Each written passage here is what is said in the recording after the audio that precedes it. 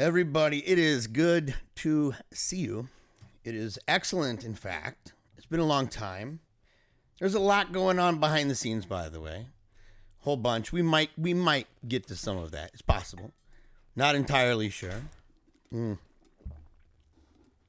hoping that the frames are better. We were losing them at a ridiculous rate yesterday. I think that dropping even 1.1% of the frames by this point is not what I want. I don't want that. I just started. I don't understand why that happens sometimes. We had to change yesterday because when we went live yesterday, we were all pumped about it, super excited. And when I did that, it turned into just stupid chaos because it was glitching. I'm like robot guy. And you could only, it was like, dunk, dunk, dunk, dunk.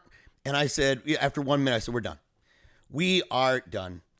Especially when you have like a 38%, a 38% drop rate with your frames. You know what we have here, and this is a little technical, maybe a little geeky.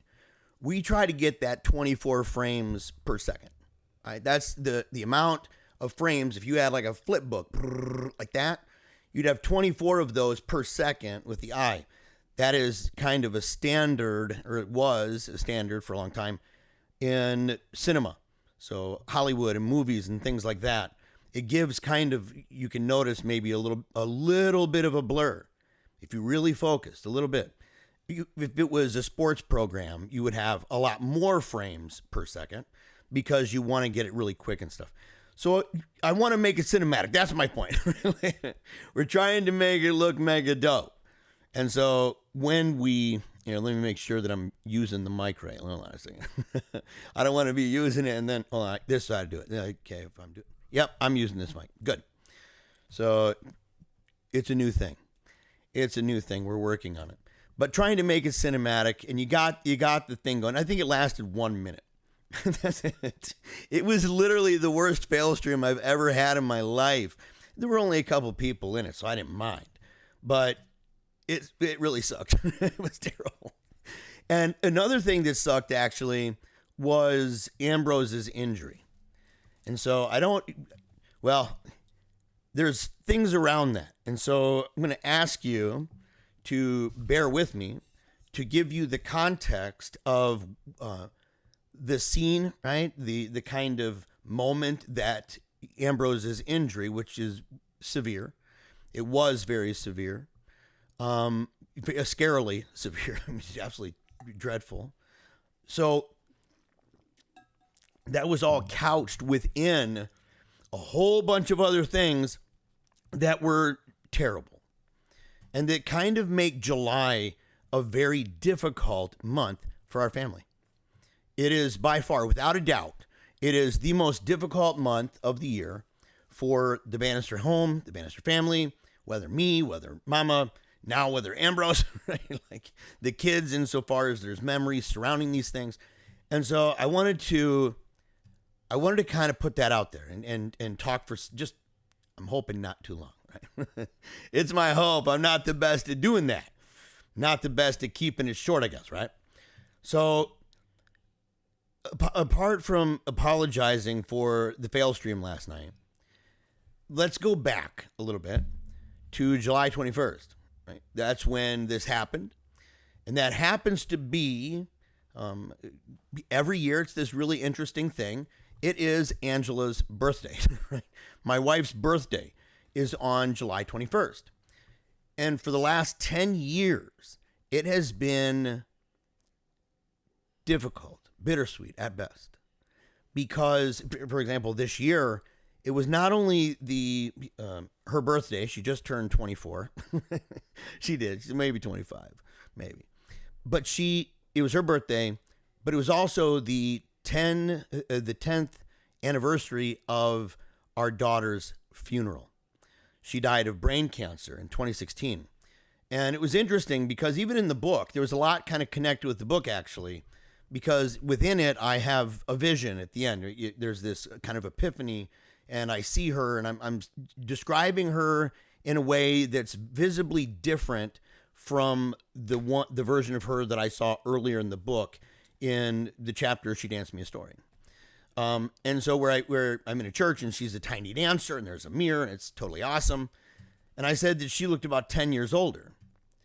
And so it was an interesting marker for our family that we would actually consider these things. What would she look like 10 years older? I did this crazy thing, and I'll share these on Facebook. I'm going to thank everybody, by the way, who's on Facebook, as well as on Telegram. Pictures that I submitted. I don't normally do this, but I went to one of those websites that makes people older, estimates what they would look like at a certain age. And I nervously put in pictures of Samantha. And I said 22 years old. Yeah, she was 12 when she died. I said 22. Some of them were mind-blowing. I wept. I was like, that's her. It's her, big time. And it was a little frightening, to be frank. It wasn't initially as frightening as when her best friend Emily sent me what we now use at the end of every program. There's an image where Samantha's looking around and smiling at the camera. That is not a moving picture. That is taken from that. Okay, it is taken from that. Well, one of these pictures, it's a little bit different, but same photo setting. And she is moving around, and I put her voice with it. That took me completely off guard, right? But it was hard. It was hard. I even said, look, make her like a mom, like a young mom. And that was so. It was so beautiful. She was so awesome. I said, it's her. Like, you can see the face. It's easy to imagine. But so it was not only her birthday this year. It was not only the day that we remember every year as being the day of the funeral. And that's its own thing. I'll tell you in a second how we try to make it more sweet than bitter. But this year happened to be the 10-year anniversary of the funeral, of our daughter's death and her burial. And all these days kind of are together. So first of all, Samantha died on the 17th, okay? So it's been an interesting thing because we've been talking in this house a lot, actually, over the last week or so with new friends, including Ambrose's girlfriend. She's totally awesome, by the way. Her name is Len. And she's part of the family at this point. We absolutely love her. But we were talking about this and about the funeral, and she saw the video. She hasn't seen the funeral with the eulogy. It's available online. It's beautiful. It's awesome, and it'll make you cry. So don't make sure you're watching it like not at home or not at work, or like if you're driving in a car and you're listening to the eulogy. Of course, you would not be watching it, but if you're listening to the eulogy, you might have to pull over. I'm saying that because I actually know people who have. So, but it's difficult, and we watched a video we named it the Kyrie eleison. It's Greek for Lord have mercy. And it's a video that I made, a compilation of all these cameras and videos that people sent to us that were of the day that Samantha passed away, and a little bit before, like when she was in her coma, basically from Beaumont all the way to the Cadillac leaving. And it's a powerful video. There's very few words. The sounds come through the music only a handful of times, but I used multiple videos from multiple different kinds of cameras, and I put them cinematically together with music. And so she watched it. I mean, these are things that have been going on. Teresa's friend, right? And she's totally awesome too. Her name's Adelie.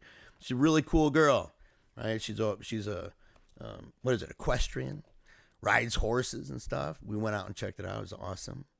But, she was becoming familiar. So people are becoming familiar. I mean, even Scott Hahn, Dr. Scott Hahn, he had me on a show, at this time, like maybe 2 months ago.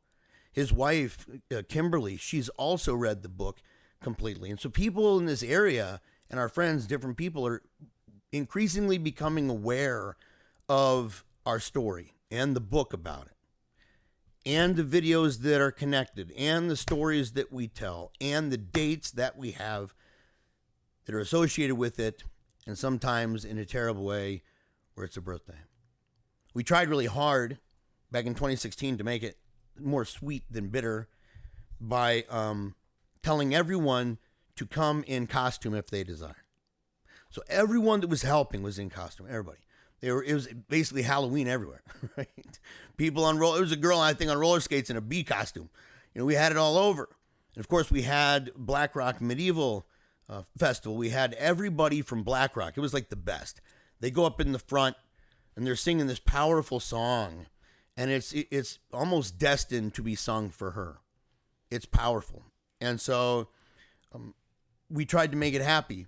We played a song, Tiny Dancer, and we had a DJ with the food and everything, and people were having a great time. And I kind of stopped things and talked for a second about how it's also Angela's birthday. And so I wanted to not only tell her I love her, but to dance. And we danced for a while, and then other people came up and they danced, slow danced alongside. It was an awesome time. But it's an awesome time that brings tears to your eyes. It brings heartbreak. It brings memories that are like a mix of joy and pain. In fact, as I was putting this together, I was thinking to myself, there's Khalil Gibran. He wrote a book called The Prophet. And he's talking about, he has one about joy and sorrow. There's a woman, and she said, "Speak to us of joy and sorrow." And the answer back was, "Your joy is your sorrow unmasked. It's the self-same well from which your laughter rises, right? From which your laughter often, from, let me go back. I'm trying to read this thing through my microphone. Let me scooch this over. All right. Then a woman said, "Speak to us of joy and sorrow." And he answered, "Your joy is your sorrow unmasked. And the self-same well from which your laughter rises was oftentimes filled with your tears. And how else can it be? The deeper that sorrow carves into your being, the more joy you can contain. Is not the cup that holds your wine the very cup that was burned in the potter's oven? And is not the lute that soothes your spirit the very wood that was hollowed with knives? When you're joyous, look deep into your heart, and you shall find it is only that which has given you sorrow that is giving you joy.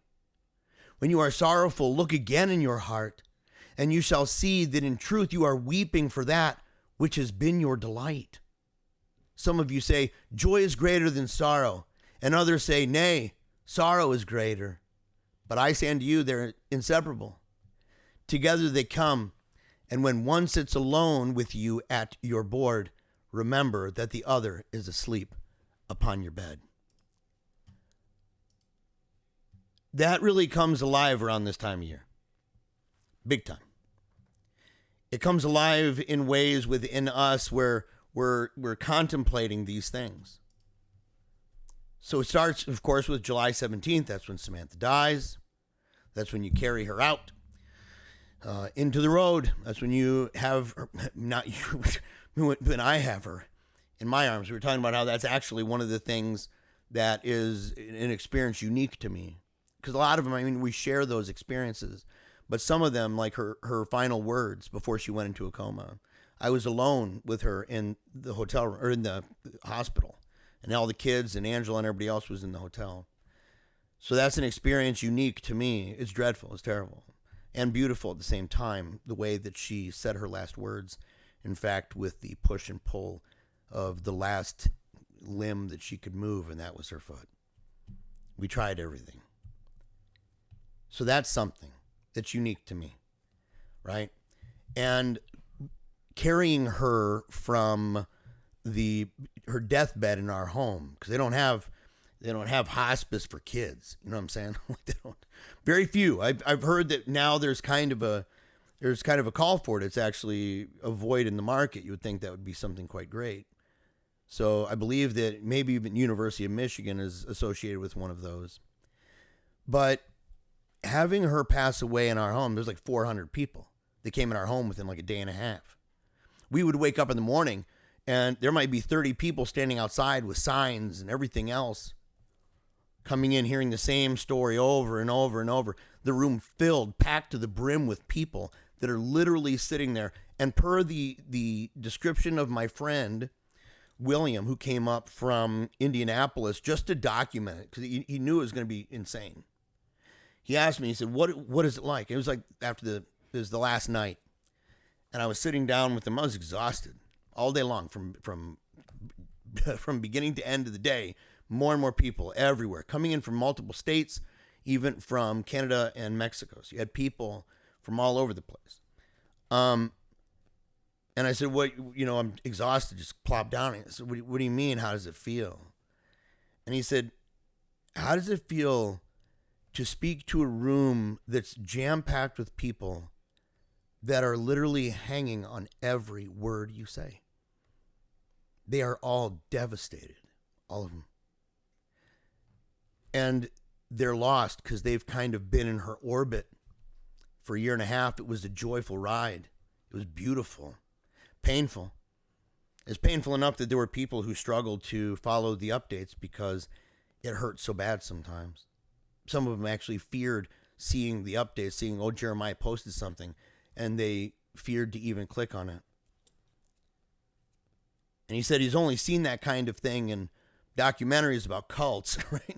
But in a way, I mean, look, it was the kind of experience that people were so wrapped up in, that they were so invested because she was such a powerful little girl. She was remarkably. I've never seen someone who draws people like that. I know there's a bunch.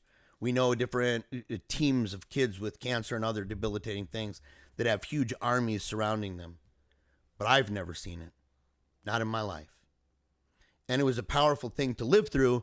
But at the end, it's devastating. So on the 17th, I think it was 6:53 in the morning, I think.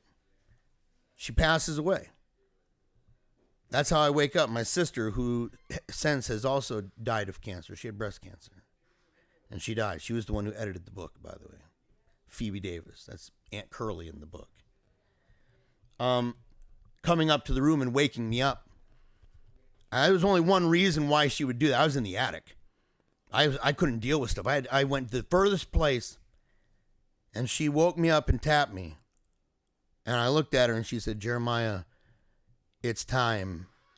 People need you downstairs right now. That's an experience that I have alone, too. Soaring down those steps, growling at people, telling them to get out of the room. I wanted to just roar like a lion. I wanted to breathe fire everywhere like a dragon. And I look up, tearful and filled with fury, wrath. And she's smiling. And so that lesson, that moment, and carrying her in my arms and having people open the door as I'm carrying her, trying my best to navigate down steps. And the video that the Kyrie eleison, it shows it. It's a movie. It's like a mini movie, 6 minutes long, and it shows it. In fact, in the book that I have, that chapter is beautiful in blue. It's the title's actually in French, but it means beautiful in blue. And I detail the difficulties with that and the things that were going through my mind, the troubles and the concerns.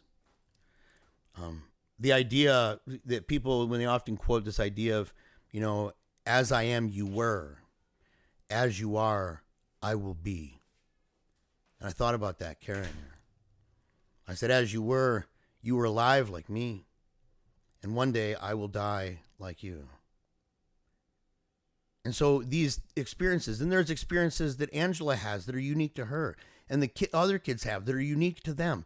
And all of us are kind of grappling with this thing. Even if we don't know the date, we're grappling. We're struggling with it. We're wrestling in our heads again and in our hearts again. And of course, as I said, the 21st is Sammy's funeral. It's also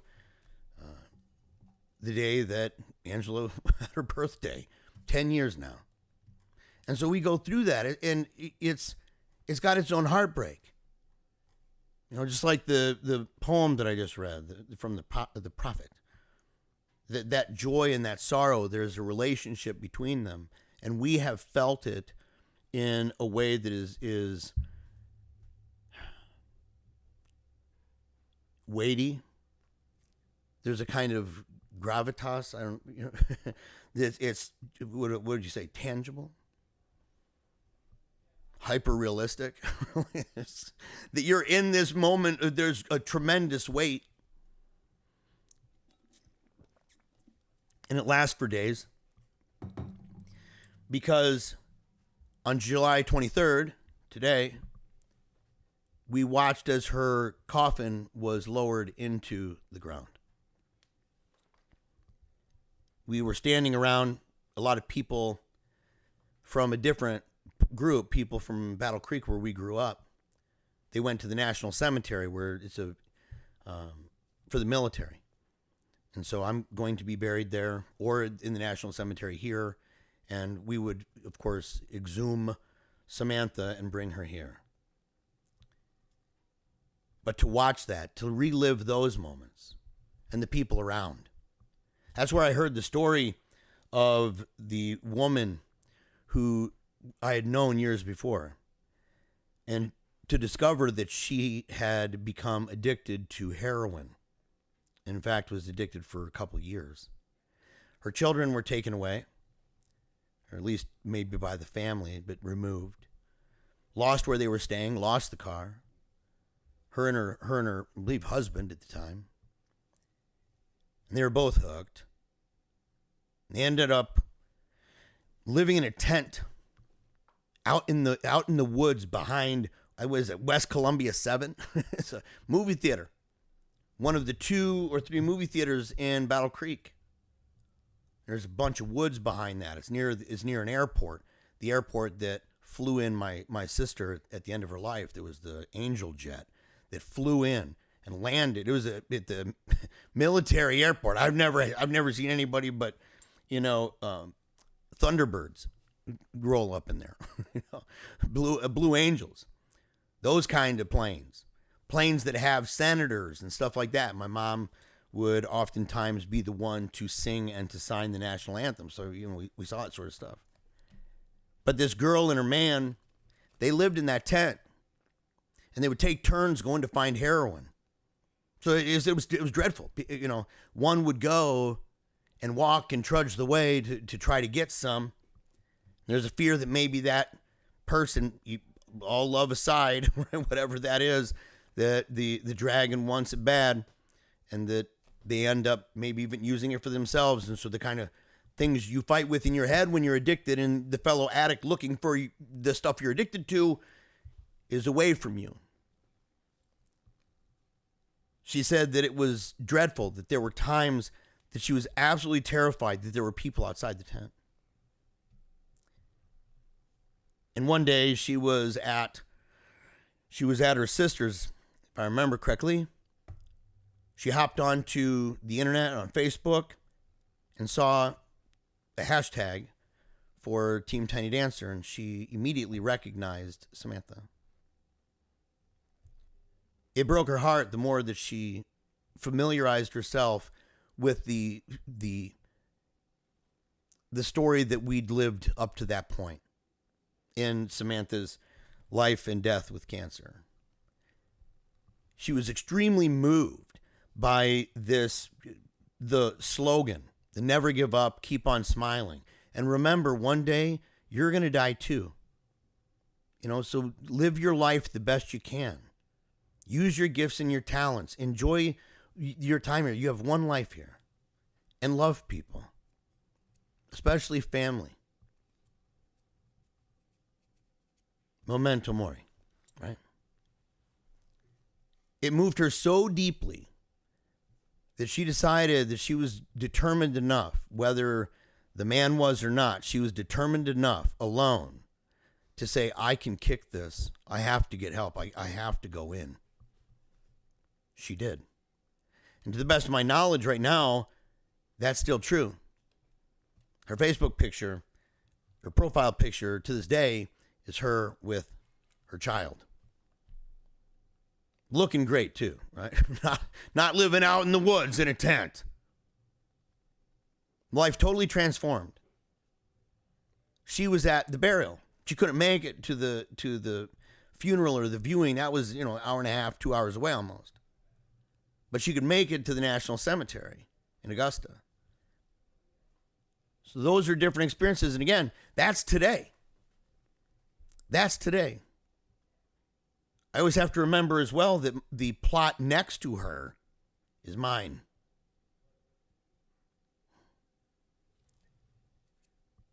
It's hard this entire time. It's basically a triduum, kind of this very sorrowful series of 3 days that are very significant. Her death, her funeral, her burial. Within that context, right? Within that whole universe, we have the 21st. We have right smack dab in the middle, okay? Right smack dab in the middle, you have Angela's birthday.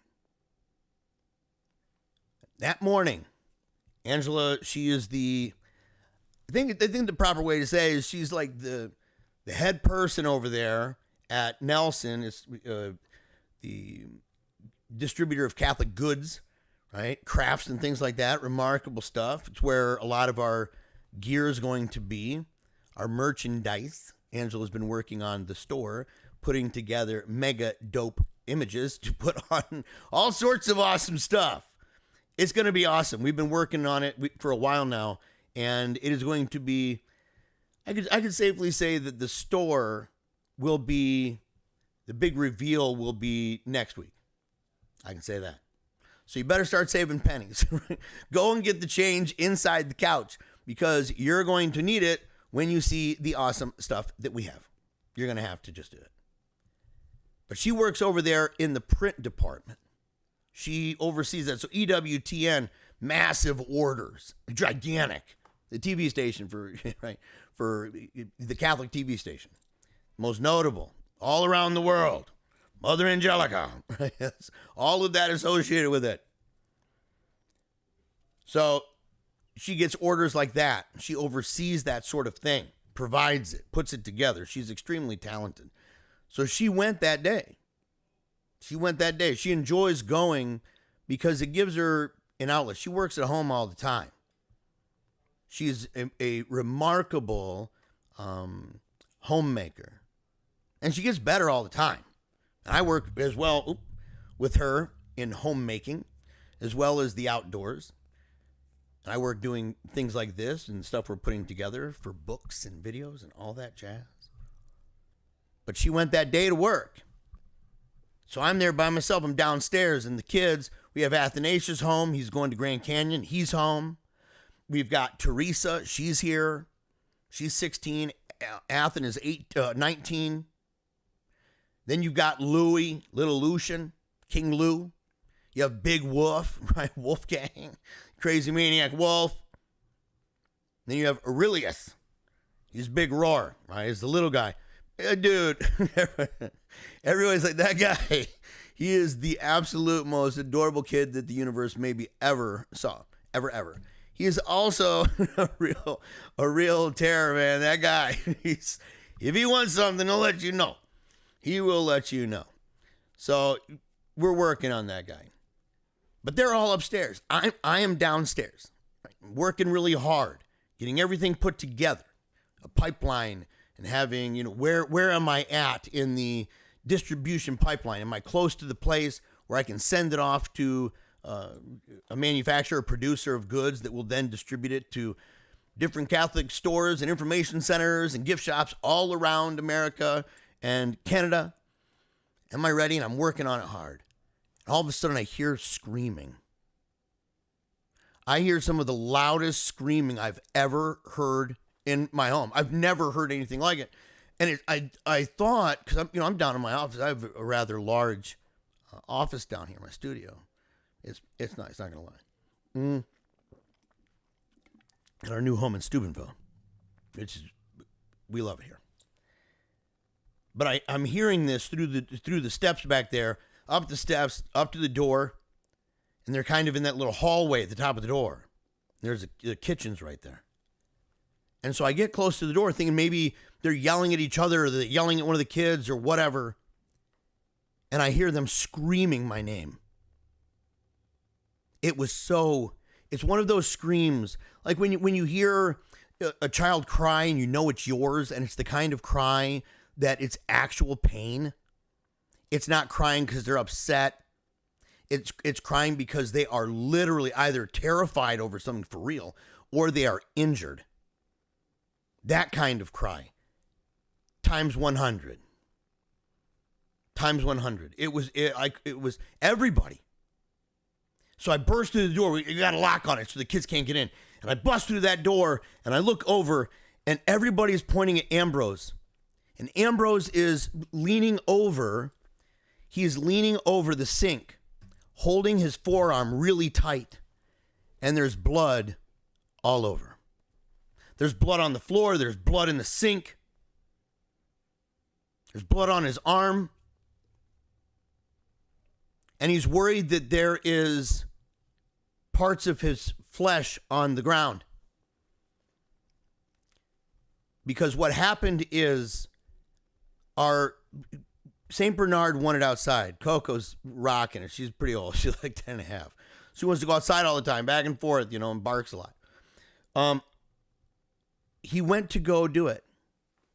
In fact, they were, someone said, hey, will you guys do this? And nobody wanted to. And keep that in your mind for a little bit. Nobody wanted to. In fact, I'll put this down here so I don't forget. Okay. Let me see. Crowd in the hall, mad. Consider. Okay, I'm right here. Adored him. Athens. Okay. And what happened was that door, the knob on that door, something happened with it, and we can only turn it one direction to get it open. We got to fix this door.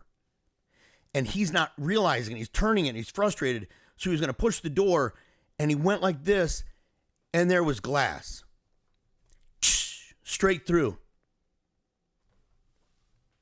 From about right here, all the way here. Filleted. You can see the muscle all the way. You can see the movement. If he moves his fingers, you could see that movement.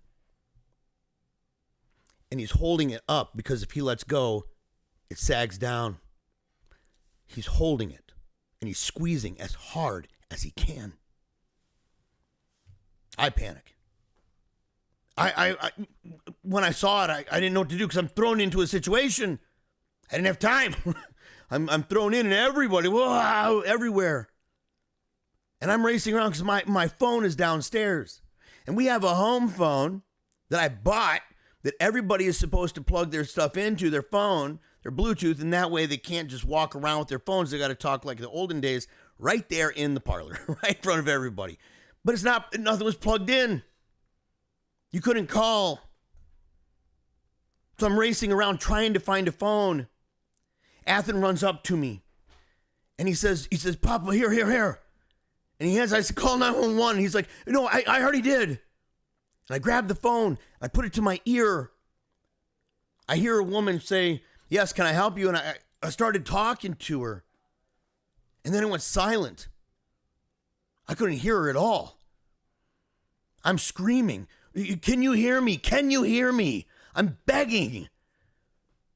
Nothing.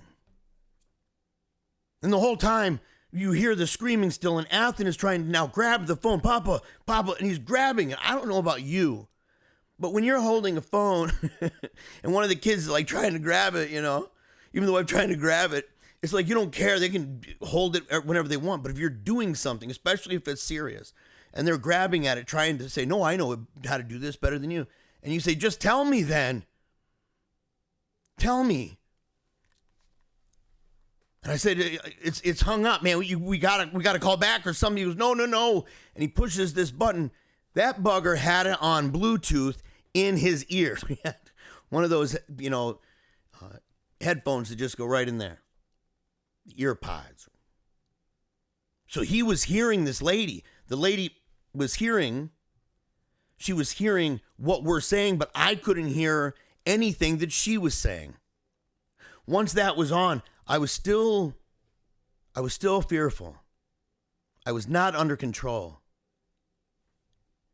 That was until I walked back into the kitchen. I walked with great haste, actually. I walked back into the kitchen, and everyone's panicked, and Ambrose is looking at me with an expression of pity. It was a surreal moment for me. The guy who has literally just shaved off the skin on his arm with blood coming out, arteries cut, trying his best to squeeze and to maintain that so he at least slows down the bleeding of those arteries, looked at me and felt sorry for me. And so I walked up to him. It was captivating. I walked up to him. I put my hand on the side of his face, and we made eye contact. And we just nodded our head at each other like an understanding that this is very serious, and we have to be our best. So I calmed down a little. I'm still like, dude, get the ambulance here, man. This is terrifying. He has cut arteries on this portion of his arm. There is blood. It's torn. There's worried that there's a chunk of skin somewhere. I've never even heard a conversation like that in my life. Well, you know, of somebody who actually was going through that. In fact, hey, Ambrose, come here real quick. We're talking about you. And I'm saying how you were calm as a cucumber when everybody you were managing it when you were going through this right here, and that I saw you and that you helped me. Yep, right there. It goes. It's show them. Yeah, get it off there. Let's get it out. Yep. So you can see that's dried, right? Yeah. But you can see the length of it right up in here. Zoom. And so pretty crazy. I'm telling him about the way that that moment in the kitchen, right, and how meaningful that was, and how that really affected me from that point forward, and the way that the two of us dealt with stuff from that point. So I love you, but yeah. Love you, all right, man. I love you, buddy. I'm gonna wait till he gets out of the way because I got stuff to say about him. He's one of the most remarkable kids I've ever known in my life.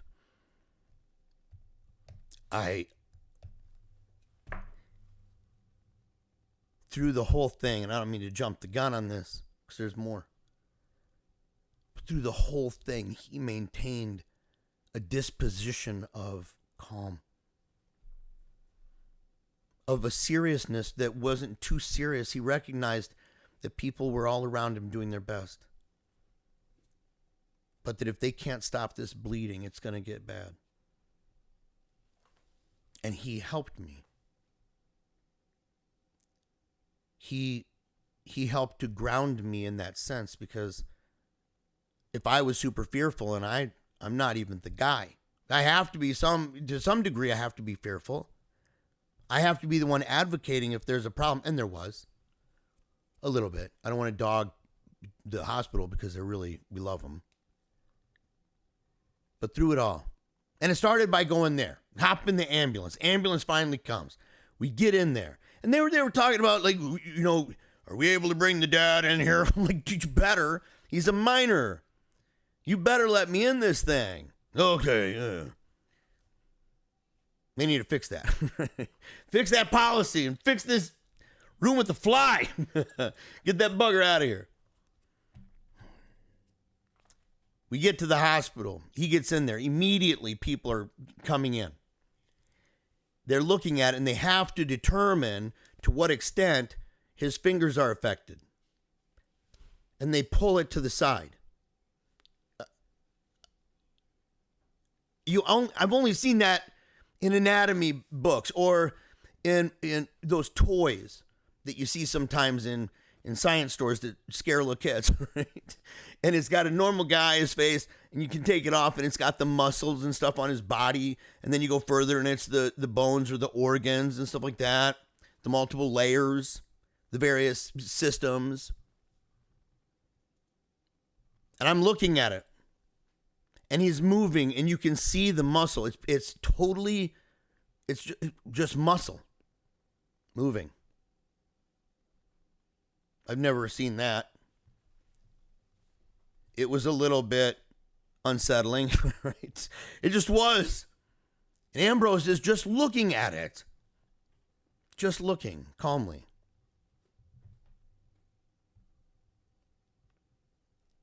They think it's going to be, yeah, we need to do this or that, but we can manage it here. There's no reason to send him to Pittsburgh, which is the children's hospital there, that would take more extreme cases. So they kind of just said, look, you're good. Put his arm down. It's the only negative thing I'm going to say. Right? And it's not, I don't want to stress that it's too bad. Okay. They put his arm down kind of below his heart, didn't wrap it up, kind of just loosely on top of a pad. It didn't take long before that pad was pooled with blood. He raised it up. He said, Papa, this looks like a lot of blood. What do you think? I said, yeah. So we told the nurse, and then another nurse. We told a couple over time. One came in and said, oh, yeah, we'll change this out. Changed it. And I'm watching as it's dripping, and it would go drip, drip, stream. Drip, drip, drip, stream. And they just put it back down. I said, wait, what? What's that? Is that going to keep going? What's up with this? And it took a little bit. The woman who came in, the doctor who came in that would manage to deal with if there was any kind of artery that would need kind of stitched up and stuff the way that they do to stop the bleeding. She came in, and it was really calm. Right? The guy was holding it and holding the arm, and Ambrose is just kind of watching, no problem. And she's going in, and she's doing these stitches. And she said, there's another one. She stitched that. Oh, okay, there's two of them. I see them right there. All of a sudden, she has this face, and Ambrose didn't see it. I did. She had the face that they're not supposed to make, but maybe it's involuntary. And it's the face you make when you realize that it's worse than what you thought, and maybe that you've lost time. She looked at the guy. He looked at her. She tried calmly to say, maybe this is something that in Pittsburgh, the children's hospital, they may be better suited for this. And she's anxiously awaiting the doctor, her eyes scanning all over the place. And she's putting very strong pressure on his arm, on the open wound of his arm. The doctor comes in. He's sitting there. He looks at it, and their faces, again, they give each other this look. And she said, I can't do this. It's too much. We can't do this here. So he said, well, we're going to go ahead and get him over, transport him over to Pittsburgh. It's about 50 minutes away. 50. The problem is that the emergency vehicle wasn't going to arrive for a couple hours. Now, there was a helicopter. The problem with the helicopter is that the news had said that all day long we were going to have multiple storms, and those multiple storms they were ripe for tornadoes. So people were talking about it, even eventually the emergency people talking about, be careful driving, you and your wife driving to Pittsburgh. There's tornadoes, right? Use both hands like this. There were zero. So we could have maybe been on a helicopter, right? I'm a little bit, that's one of the things I'm a little bit upset by. But we had to wait. We're there waiting. And they wrapped it up pretty good, and they kept it up like this to see whether or not it was going to bleed through. And if it bled through, then it was a very serious thing. So he held it up. There wasn't any blood. It was a tiny little bit, but nothing big, nothing that worrisome. And the doctor came in and said, we think it'll be fine. And I know that doctors have to speak a certain way, even for just legal reasons. But man, I hate that we think part. I think it'll be all right. Yeah, we think it'll be okay. It's dreadful. I went out to the hall and I put my head against a wall and I didn't even care who saw me. I told God, don't you dare. And I'm sorry. He knew my heart. He knew that's what I felt. Why today? Why? Why him? Why another thing? Why the fear of bleeding out and having the area where people kill themselves with cuts like that? You're going to add that to my wife's sadness. Is that what this is going to be? And I begged, I said, please don't. Please don't. I tried really hard not to cry, but I couldn't help it. I was crying.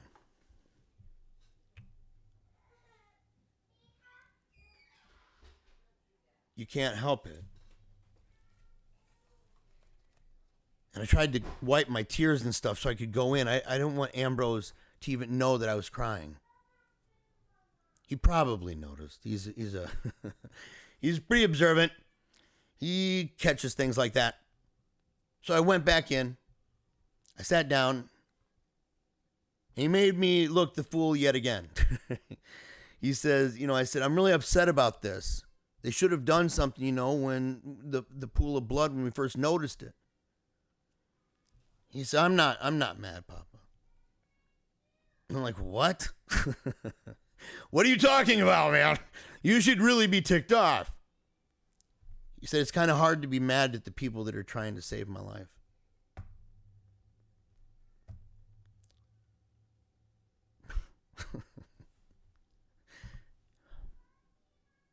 How many times in a row in that one day, in a matter of hours, was my son challenging me to remain calm, to do my best, to not let emotions cloud my judgment, to not allow myself to get angry at the people who are genuinely trying to save his life. There was no ill will in that. It may have actually just gotten worse over time. The initial pool, maybe it wasn't so scary because of the amount of time he was there.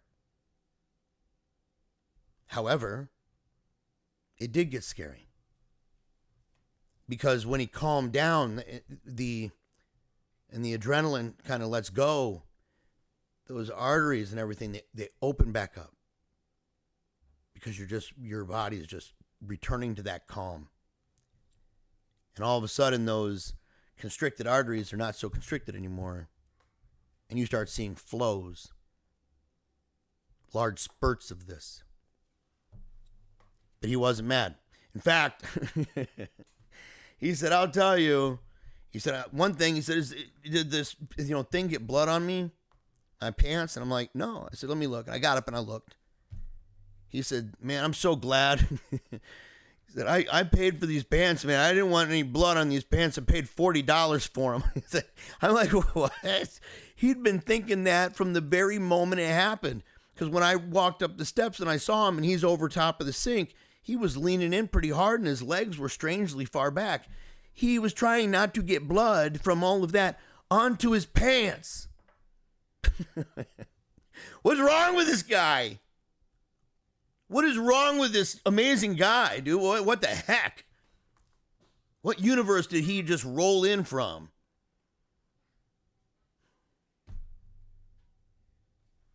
Angela gets there. They end up taking him off. They bring him. They said, be careful. The tornadoes. The tornadoes are coming. Liars. Trickers. They're not them. It's the weather people. The weather people, man, they were terribly wrong. Not a little bit. Lots. But we finally get there.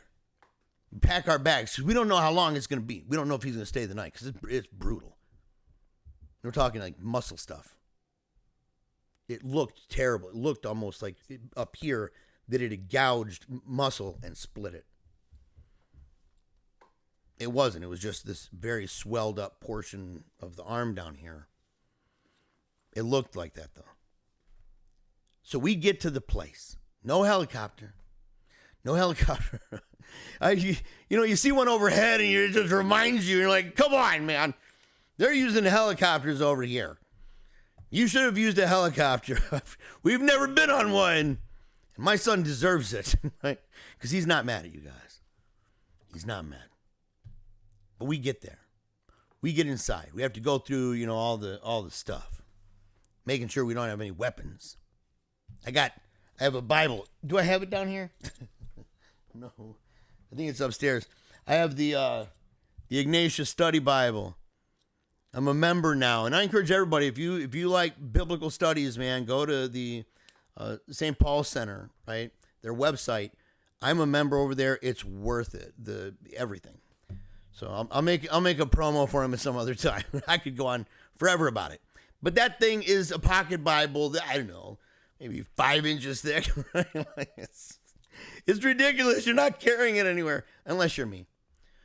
Unless you're me, and I'm carrying that thing around. People are looking at me like a weirdo. It's like carrying around a cinder block. These people, we walk in, they say, yes, sir, you can go. And they all knew Ambrose. Oh, you're here for Ambrose. Oh. I don't know. I think it was like maybe 20 minutes before us, maybe longer. In fact, it might have been a little bit longer because we had to go home and deal with some of the nonsense back at the house. And this might be a good time to mention a bit of that nonsense. So, not off too far. No rabbit trail. We get to the house. We're packing our stuff. And my son Athanasius comes up to me. He starts crying. That's not a thing that happens very much. It is happening a lot more now because we've watched this movie called A Silent Voice. And it is basically the best movie that's ever been made. It's fine. And I'm not even a huge anime guy, but boy, oh boy, that you want to see people cry and just love the characters in it. It's mind blowing. But other than that, he's not a guy who typically cries.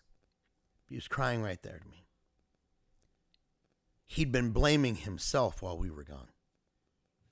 Because if you go back and remember, it started with this suggestion that can somebody let Coco out? He said, I didn't want to. I was right there, Papa. But I was being lazy. I was just thinking, well, I'm not going to do it. And I knew someone else would. And Ambrose is the one. And he was right there. He saw the whole thing. And he said, it was my fault. It's my fault. And I hugged him. Look deep into that guy's eyes. He's a powerful young man. They're both super jacked. I mean, mega ripped dudes. 6-pack guys. Huge shoulders. I'm looking into that young man's face, dude. I said, look, Ambrose would slap the living snot out of you. For real. If Ambrose was here right now and he heard you say that, oh yeah, we're going to blame myself for this. Say, I chose to do it. He would go further and say, I actually thought about it because when I pushed the door, right at that time, I kind of realized that's glass and it's already cracked. And yet it was either too late to stop or he didn't think it was going to do what it did. But he definitely wasn't blaming Athanasius. Athanasius was blaming himself. And I begged him, I said, dude, do not. Do not do that, my son. Because your younger brother loves you, dude. And God does too. And I don't understand why things happen the way they do.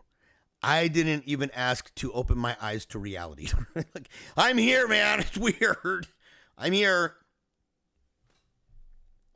But I believe God is sovereign. He is the overseer of nations and of people and of hearts all over the world. Every single one. There's nowhere we can go and hide. And I have to believe that pain is redemptive in one way or another, even down to death. That there's a redemptive quality in that for the universe that is continually, were we to follow the Lord in that, the simplicity of our hearts and our faith, that we would be ever sanctified. Continually. Until it reaches its pinnacle back in him, and that doesn't happen because it just goes, because it's the created order. So I don't know why. My sister said that when she, on her deathbed, after that angel jet came. I went in there. I was in a terrible place. People are chanting. She was Eastern Orthodox. They're chanting over doing certain prayers. And they're looking at a wall that has all of these icons from all over the world, in fact. And a picture of my daughter, a big one. And they're praying and crossing themselves. There's a bunch of people sitting there. My sister is on a bed under the dome in the chapel of her house. Go in there. She's on the bed, she barely lift up. And so I get down really low. And she said, Jeremiah, sometimes I don't understand why God does the stuff that he does. That stuck with me ever since. That it's okay. It's okay to say I'm not sure why. It's beyond my scope. I make that statement to the world and say, look, I think it's reasonable and hopeful, in fact, to say that God has a meaningful purpose even in those things that we think are just particularly heinous and have no significance at all.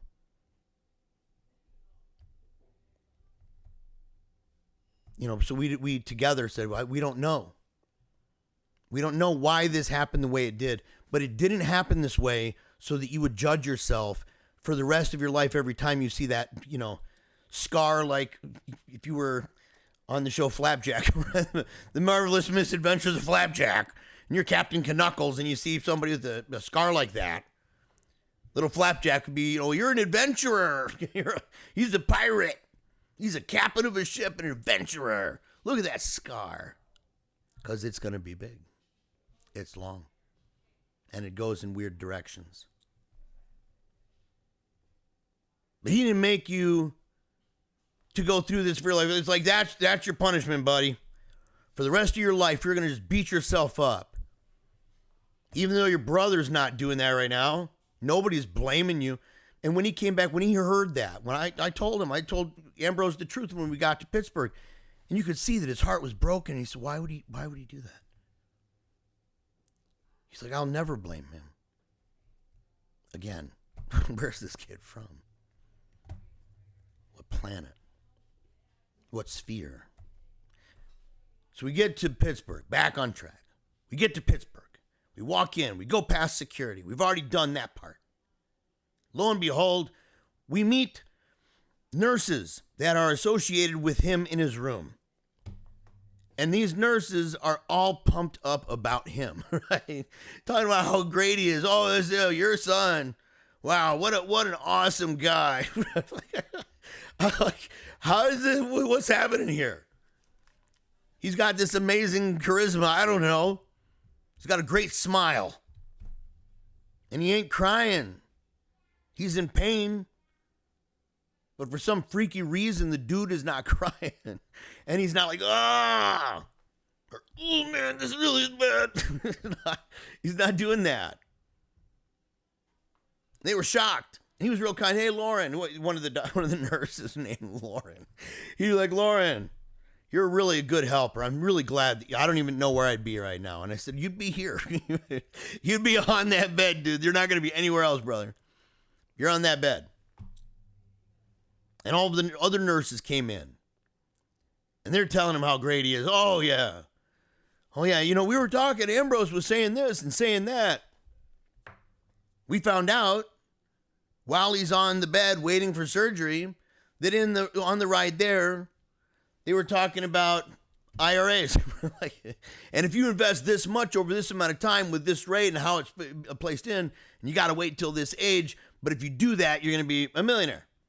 Homeboy remembered the entire thing. Like he's just laying it out, seeing how it works, his brain working in freaky ways. And he was really excited about that. I'm like, dude, you literally have your skin is flayed off your arm. I can't get over this, dude. Stop, man. Be a normal human for a minute.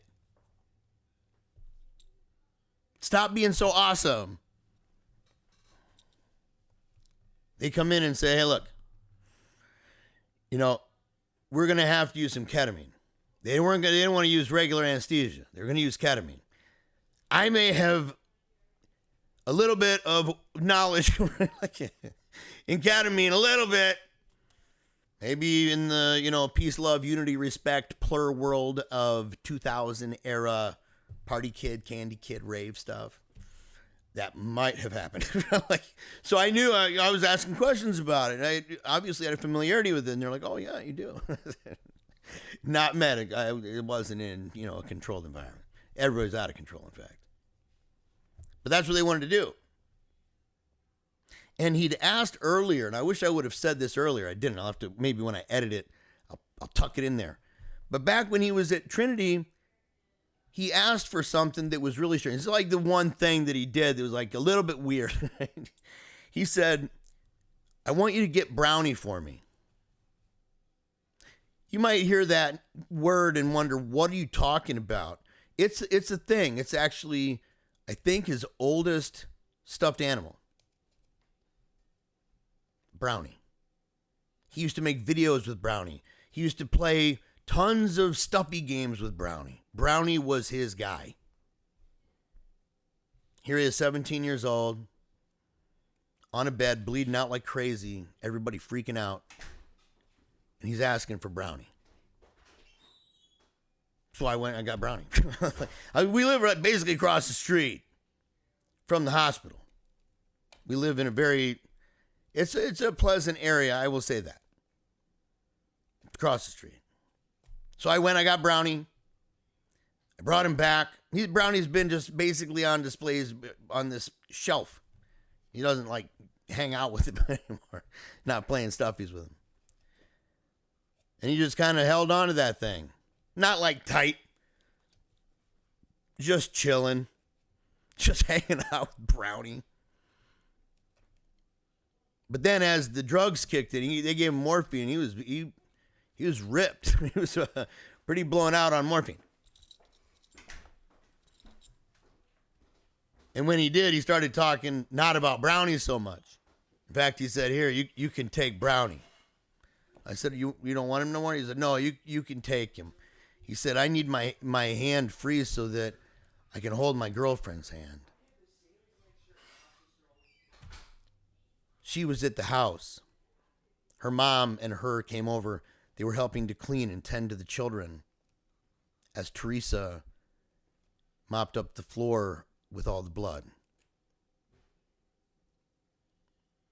When I got Brownie, she was weeping because she didn't feel like she could do it. It was too much. And I reminded her of a scene in The Passion where Our Lady witnessing our Lord getting scourged and the amounts of blood on the ground and how she goes out there and she's wiping the ground. I said, walk in her footsteps. Follow that example. It's admirable to the extreme. And it should give you confidence because you aren't alone in having to soak it up. And in fact, it's not nearly as hard. That yoke is light. And it's out of love for your brother. And she did it. And she did it. But the girlfriend's back at home. And that's when we're in Steubenville. So now we're in Pittsburgh. She's quite a ways away, and it's getting later and later and later in the night. It's not like a small trip. She doesn't have a car, so it ain't like, she's going to be rolling out there anytime soon. She's waiting anxiously at the house, watching the children, having a sleepover with Teresa, bonding in ways that were just awesome, really integrating into the home and the family.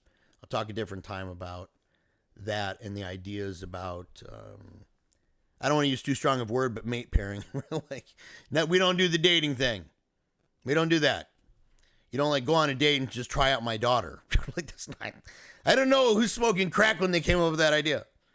And Len doesn't believe in it either. It's one of the first things she told us about. People trying her heart on for size and maybe trying to try her lips on for size. But those lips don't belong to her entirely. They will be with the husband. And somebody giving the smoochies and all that and getting deep on that stuff, right? Traveling to France on that. You did that to somebody else's wife. So she's in that zone. And so are we. And integrating into the family, spending time with us. And it's been the best. So she was there. And Ambrose just couldn't stop thinking about her. He kept saying, I wish she was here right now. Maybe she'll be able to come. I don't know. I'm feeling pretty ripped. So he was in this zone. No, still on morphine, not yet on the ketamine. We'll move there because they end up coming in. They talked to us about what they were going to do. They had 2 doctors that were going to be working at the same time. They used a phrase layered. I haven't seen these yet. We have to go back in 2 weeks to get the incisions taken out. These are not the kind that dissolve yeah. And so they come in and they're talking to us and they said, normally we would do ketamine and this other, there'd be 2 other ones, Zofran for the nausea, but another medicine. But they decided that night, they said just ketamine. That's all we're going to do, just ketamine. And that they liked that because they could control it, that it was an easy thing to kind of control. And if he ever got kind of moving around a little bit, they would say, more ketamine. You got to give him more, guys. Get that kid into a K-hole.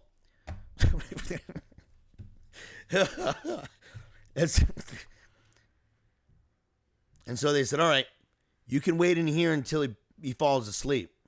He might fall asleep with his eyes open, and that might be unsettling, but just know he's okay. Okay. I have heard some weird stuff today, lady. I have heard really weird stuff. And it was funny, at this point in the whole experience, when the doctors came in and I'm talking to Ambrose, we use phrases like, he doesn't call me bro.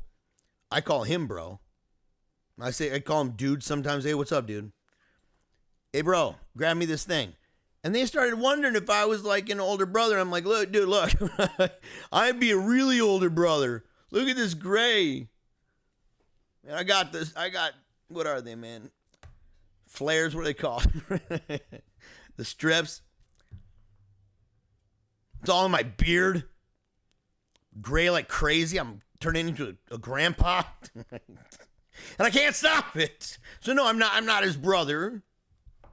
But I am in a way. And the nurse, Lauren, the one that he's like, Lauren, you're great. You're so good. Thank you. That Lauren, she's like, oh no, that's just that's how they talk. That's what she said. I took that as a little bit of a badge of honor, to be quite frank. So they started giving him ketamine. It was the only time he was actually afraid. The only time. And that is literally when, you maybe had Brownie back a little bit, right? Brownie, or it might have been the $100 bear. There was a bear that Len sent. She said, Mr. Bannister, this is $100 bear. What kind of was, she was playing one of those games trying to get stuff. It was really fancy, nice stuff. And she spent like $70. She wasn't able to get it. She's really ticked. She was trying to get this very specific thing. It would be worth a lot of money. So she's like, I can do this. I'm not spending the same amount. I should be able to get it in time. It no longer even let her use the card or any cash because it was thinking basically maybe someone's scamming this. Someone grabbed her card and was like, I'm going to get the toy. Apparently that's the thing. I did not know that. I didn't know. But she ended up, I think she had cash, paid another $30. She didn't get that thing. She thought she was going to get it. It might have even had that claw right there. And when it pulled up like this, one of those things had to go. And it was the one that didn't have the really round, cute, adorable, fluffy head. So the bear got in, right? It's a bear. I think it is. I think somebody called it something else, though. I don't know. It looks like a bear to me. It's all fuzzy and such. And his legs were shaking. And then he just smiled and his eyes literally glazed over. It was weird. It was. I'm looking at him like, oh. And he said, he's asleep now. What? Are you sure? Are you positive the dude's asleep? Yeah, we're positive. Okay. It took about maybe 40 minutes at the most. It takes 40 minutes. They come out and they're saying it ran smoothly. That it was, in fact, that they thought there was a possibility that he would need plastics to come up, plastic surgery. But they didn't need the surgeon. Because they were able to pull the skin. Now that is something that hurt Ambrose a little. They said, there might be a little bit extra skin there that eventually might kind of like flop off. And that's okay. Don't worry. Don't worry. What's that? Oh, it's just a triangle of my flesh on the ground. What are you talking about? He said he did great. And that he's kind of waking up. And boy, oh boy, do I have a video for you. I recorded for 42 minutes. This cat was hilarious. Hilarious. He absolutely had a blast for at least for about an hour. And then came the puke. He's like, I don't like this anymore. At first he said, Papa, you're not lying about ketamine. I told him stories. I said, the closest thing I ever felt to actually leaving my body, in fact. I felt like, and as far as I'm concerned, it did. I was seeing my own head in the top of a car and people talking to me. I didn't see anything else. And I'm walking around and it's like I'm a ghost. It was really scary. And, I still did ketamine after that. Not as much. I really limited that. But he said, you're not lying, Baba. You are serious about this. And he said, this is great. He said, I got to tell Athen, dude, you should break your leg or something. It's hilarious. I'll make a video of it. But it was a blast. And he said that he said it was weird though, because on the one hand, he's laughing hysterically and saying he had a great time. And yet on the other hand, there was a scary part to it, because when he was under, he felt like he was in back rooms. And now I went to go see the movie with him. We went to I'd never been in a movie theater that literally had the seats where you can just lay them back all the way and lay back. We're just going to take a nap. Just going to go to bed here. I've never been to one of those. Right, remind me of is it Schlang? What is the chair? Don't look that up. It's a terrible movie. But the all-in-one, right? Got stuff up in your nose, your hands and stuff. Lays you back. The nose stuff lets you smell whatever's in the movie. It's got a popcorn maker with butter dispenser right by your hand, but make sure don't put it under. It's a severe burn. That sort of a thing. But we went to go see Backrooms.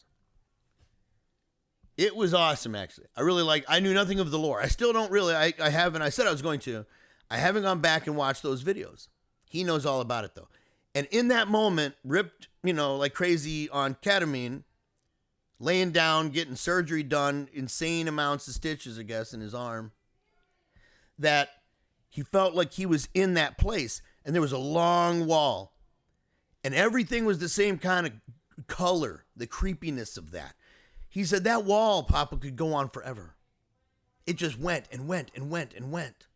And he's basically holding it and sliding his hands across it, hoping that maybe to another place. And then you snap out of it. He'd kind of get hazy and he'd look up and he said, green stripe or green strip. It was, I don't know what it's for, but there literally was above him on the ceiling this green strip. And just to give you a context, the room that he was in, the emergency room that he was in, it was gigantic. It was huge. And they had lights in there that reminded me of Flight of the Navigator. Like we're talking space age stuff here. Alien stuff. Aliens came down and made these lights all over the place, and they could move like all over. They were huge. It was amazing, and you could have 50 doctors up in there if you wanted. You could have 50, and they're all talking. Oh yeah, do this. And so he would see that, and they would say, "Oh, you need more ketamine." Green strip. Like, okay, that's a good sign.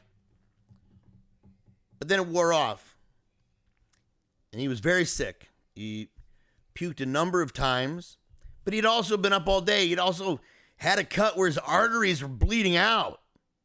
Where he's gone through all of this stuff. 2 different hospitals.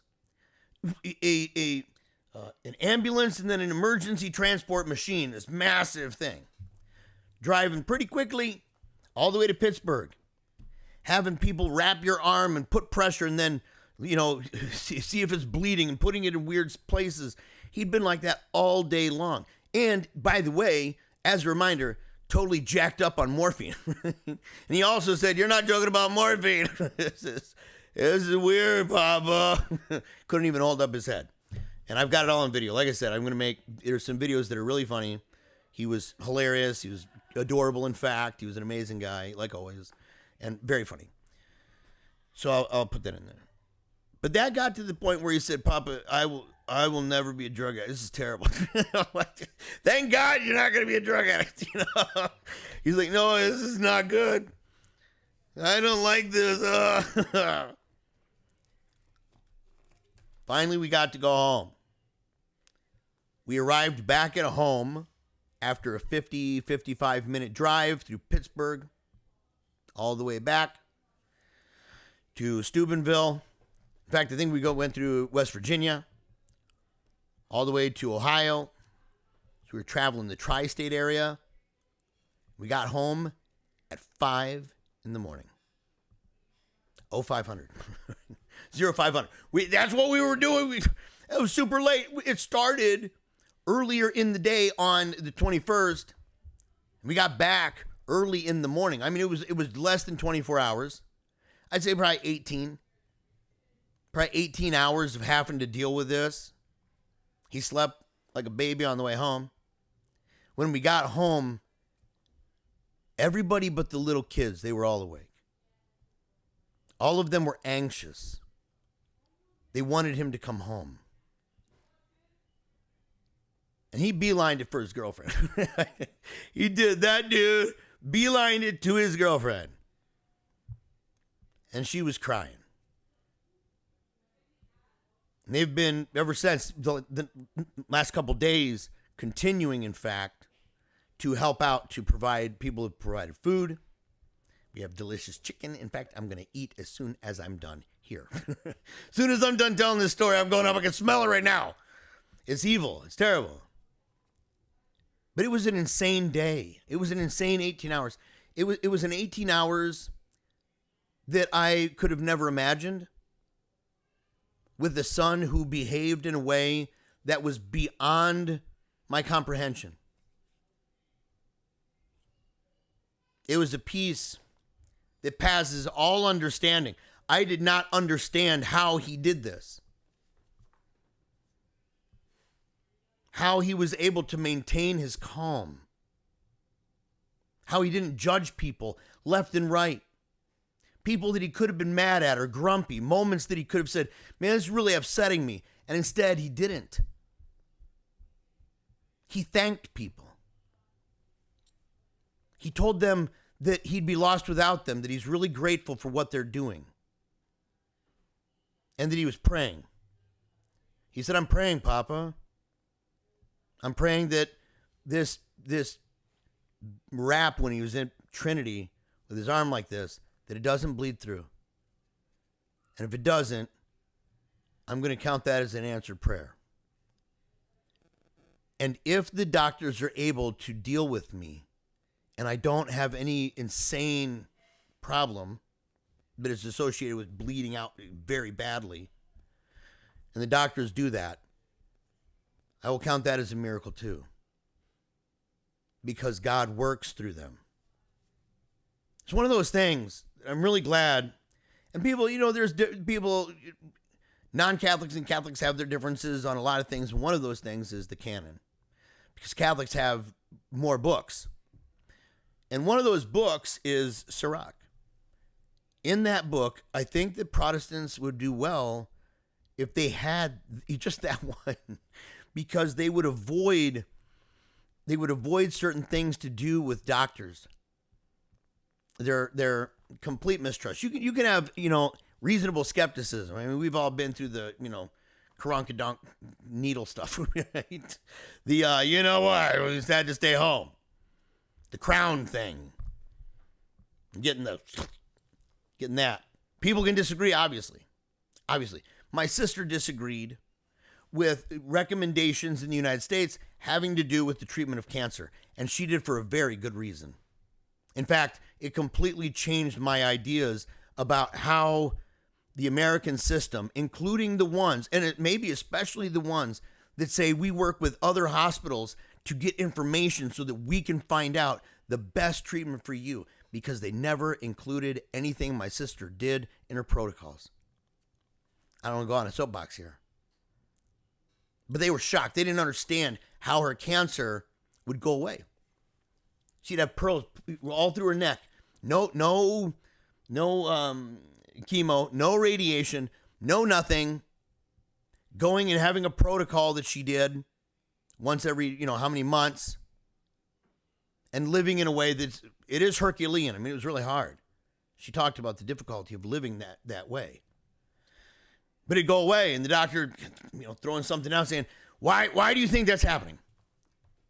Why do you think that you can come in and you have cancer? We know you have cancer. The shots, say you've got all these markers. You got dozens of cancer markers in your brain. And we see it, and then, poof, it's gone. She said, well, I tell you. And you just write in there, non-compliant.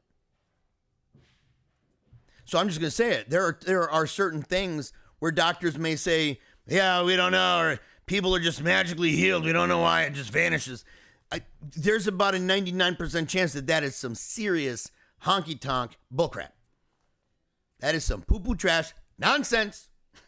Makes no sense. But there's also a time and a place and a reason to go to the doctor, to allow God to use that doctor and that skill set to do things that are so remarkable that people in the past would die if they had anything like that. If they were hurt like him, I mean, come on, give me a break. Infection, all sorts of stuff. People for a long time died of tooth decay.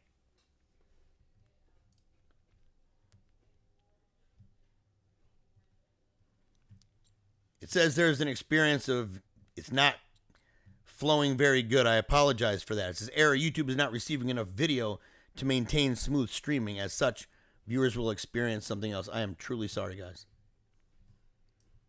And I'll get to the comment section soon. But I think it'd be good to have that passage. It's very good. It talks about, in fact, it starts with the sin part. It's not that it denies it. It says if you're sick, go make your offering to the Lord. Go and make that offering. And then once that's done, you get yourself over to the doctor, right? And let the doctor deal with it. So that way, if it's to do with something that you have sinned and done, that's associated with how those sins may result in that can be dealt with on a spiritual plane, and that you're not tempting the Lord and saying, oh, no, he's the only one to do it. Like, my daughter has a bone sticking through her, her skin on her shin. It's broken, sticking out. I'm going to do the prayers. You can do that on the way to the doctor, right? Like, and if it's a miracle, it does. Give me a break. Give me a break. So he had those two things in mind, in a harmony, that said, I'm praying to the Lord. I'm trusting him that in his goodness, that somehow what has happened to me in this day, in fact, is his goodness and his loving kindness and his mercy. And at the end, we can say, without any trouble to our hearts and minds, sometimes I don't understand why God does the things he does.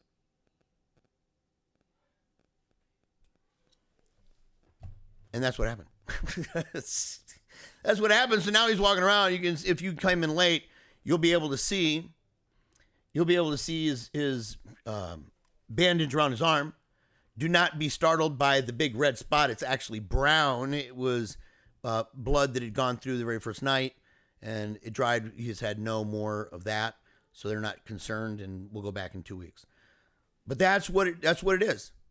And so now he has to rest. Keep him in prayer and your thoughts. If you want to text him, if you want to send a message to him, I think he's on Facebook. I know he's on Telegram. I think he's on Instagram. So you can, there's numerous places you can connect with him. He's a very amazing young man. And that's the other thing that I learned. I don't know why God's doing the things that he does with my children. They're all remarkable in their own ways, mind-blowing. You can see that in the book. In the book, you can see and bear witness to the way these kids impacted my life, in their simplicity, in fact, condescending from this sagacious wisdom that they have as children to communicate that in a way that people like me, that we forget things that we should have remembered, things that we ought to have learned in the first place. But I will speak of him right now. Since he was young and he'd draw pictures and he'd write stories. He made flip books, cartoons. He always wanted weird kind of things. He wanted a flip book, the light, so you can put your paper on there and draw little movements so that it's not choppy and stuff. He wanted little instruments. There's one, I think, that was kind of used in Napoleon Dynamite. That was a weird one. It was an interesting thing. I don't know if it lasted long. Yeah, I think he's still got it, but I don't think he plays it. He's a very avid reader. I mean, the guy, he's reading all the time. He has a phone, but he barely ever touches it. I know because we have parental controls and we've got digital well-being. He's rarely ever on it. Instead, he's in his room, door open, little reading light on. You go in there like me a couple months ago and say, hey, man, what are you doing? I'm reading Pride and Prejudice. For school? No, Teresa said that it was really good, so I thought I'd read it. She said it'd be a good read. What? And he reads through it really good, and then he tells me, oh, no, it's good for this reason and that. And then he's on to the next book. Homeboy can read enormous amounts of material, and he does. He draws. He's getting really good at art. He's a 4.0 student. He has been, in fact, most of his life. He barely even has to study. He's able to remember all that stuff about the IRAs, to remember that in the transport ride while you're doped up on morphine, and still able somehow to remember. Teachers, I have never In all these years, he's going to be a senior. I have never one time gone in and a teacher said, you know, Ambrose, the problem. I can't even keep a straight face trying. I have never had it. We had a little bit of an issue privately kind of happening at the school. It was very upsetting, in fact. I had to go in. I had to lay down the law on that. You don't want to mess with me, man. Don't mess with my kids like that. It's Ambrose. I will defend him. And you don't want to mess with me, right? Catholic Central. We love the place. We absolutely love going to school there. But there was a thing, right? But that year, when all that was kind of going on, it was an insinuation, oh, maybe there's something going on with him. I go to the classes at the parent-teacher conference, every single one of them, exact same thing. You're same as the people at the hospital, right? It's like everywhere he goes, the people at the hospital, oh my gosh, your son's amazing. Oh, he's just great. He's a very charming boy. He's really smart. He's going places. I'm like, you know him for 10 minutes. The teachers know him even more. And so that's what they say. And I laughed because I told them, I said, let me guess. Hold on. I said, he's a straight A student. He is an example for all the other students in the class. He helps to get people involved because he's willing to do answers or to read and do things like that when everybody else, it's like a mosh pit, right? You got to have the freak that gets in there first. Says, I'm going to mosh by myself and slam into randos. And then everybody's like, oh, yeah, it's mosh pit time.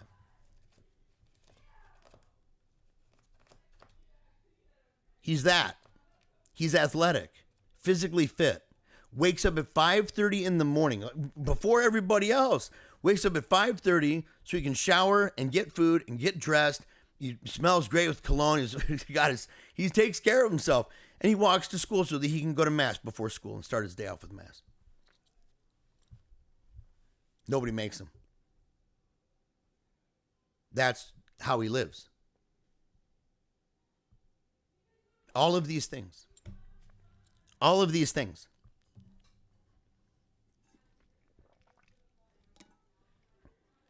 And now add to that all that day and night.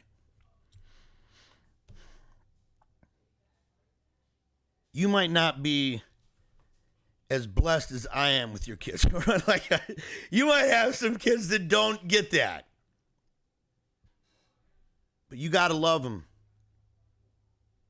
You got to do your best with them. I try. I don't know how much he's getting it from me. He gets his good looks from his mom, for sure. No doubt about it. It might sound cliche, but look at me. Like, dude is a handsome guy, man. You're going to see when I share the video. You're going to see. You're going to see it. And so, to raise them in the Lord. In fact, I want to, I'll say this and then I'll go to the comments. Okay. I got a text from a friend of mine. In fact, a very good friend. His name is Jake Fowler. He worked with me for, in fact, quite a while. Very proud of Sammy's story and the ministry that my show has provided over the years of taking people who take an otherwise good thing too far. Otherwise good people taking otherwise good things too far and finding themselves further and further and further away from each other. Just a schism left and right. My show helped him in that regard. So we've become friends. He had Paleocrat Diaries on the bottom of his stuff. He's part of Paleocrat Diaries. At the end, say, as the Kaiser says, never give up. Keep on smiling and memento mori. And he'd sign off, same as I do. He sent this, and it's worth reading. This is a friend thing. He said, all of that is a testimony. All of the stuff we've talked about, all of the amazing things that Ambrose did. And this is the only praise that people send it. I will accept it humbly and say it's by grace that I can't take credit for even that. Zero. God does works within us to will and to do of his good pleasure, and I really believe that. And every crown that I think I have, I am best in my life if I throw it to the ground. But he said, all of that is a testimony, all of the stuff that day, to how you and Angela have raised your children to smile at life's precarious moments and say, do your worst. He did not give up, and he kept on smiling. A man's man, to be sure. That much is sure. A man's man. That he never gave up, he kept on smiling. And he wasn't afraid. Like Samantha, the last words. Are you afraid? Do you trust Papa?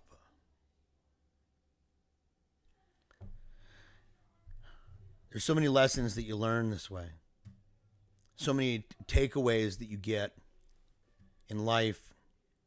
If you're sensitive enough to let your kids speak to you. Not that everything they say is right. I mean, that's ridiculous. They got lots of learning to do, you know what I mean? But to see those moments where that wisdom of simplicity, that childlike faith comes shining through. Lessons that maybe you forgot or you just let go and you kind of stored away to bring those things back out without fear. So that if precarious moments of life come at you, you really can say, do your best. Because I will too. All right. We're going to go to the comment section. I'm really glad for all of you who are here. You've got Neil. I know you, dude. Sacred Heart, buddy. Sacred Heart. It's a buddy of mine there. Sacred Heart misses you all, as do I. Thank you very much. I appreciate it. Be assured of my prayers for you all as I start my mission work in Germany in a few weeks. Dude, brother, we should talk. I'm interested to hear more about what that means, like what you're doing. You're the second person, actually. We had a guy here in town, Patrick. He's an awesome guy too. I met him through Coming Home Network. He's a student in Steubenville. He has a poem. I'll post it. I edited it. It's absolutely amazing. His poetry was through the roof. But he was on a missions trip as well. So, he was within the United States. He was within the United States. So going to Germany, dude, I'm really proud of you, bro. All right, let's see here. Brian Parker, Team Tight Answer forever. Dude, you better believe it. In fact, I miss you, bro. I miss that guy. Brian Parker is one of he is the longest lasting best friend of mine. Like, dude, we were boys back in ninth grade, basically. We were playing against each other when I was at Battle Creek Christian and he was at Family Altar in 8th grade, and our teams would play at our homecoming. We'd come out and I'd smash through that paper and the cheerleaders like, yeah, Jeremiah's number 1. Yeah. And then we'd go and they would slaughter us. Every time. I was MVP and I did good. But man, the rest of my team sucked. No, okay. I was the MVP, not joking. But yeah, so every time I see you, bro, Brian, I love you. You got a great family. His wife, by the way, is one of the most spitfire chicks I've ever known. Right? I used to say if I was ever going to run for office ever and I needed some kind of like a person that does the hit job on the other side, that says, I'm going to get the dirt. We're coming at you, man. We are coming for war. That person that's just crazy and would do that. Yeah, that's his wife. I said it was my sister, and it was true. It was true. My sister, she was like a pit bull, man. She was a pit bull. So his wife, she is literally a great ball of fire.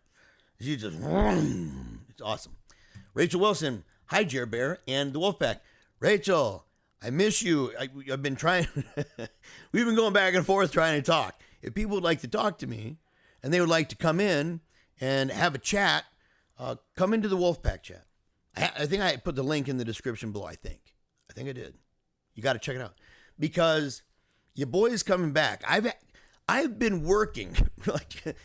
Rachel knows this because I actually reached out to her when I was contemplating the idea of transforming Paleocrat Diaries into a nonprofit. I decided to go and not do that. It's more money and legal issues. And I'm like, I don't want to do that. And so I was formatting the business in another way. I don't even know if that's going to happen now, unfortunately. And it may just be just sole proprietor, man. And that's okay, because I'm that guy, right? Like, I don't mind at all. I don't mind being that guy, the poster boy, right? The icebreaker, the juggernaut guy, kind of crazy, lunatic, and I'm not the lone wolf guy. Like, I got a bunch of people. What would I be? I don't know. What would I be? So, but I got to get in touch with you.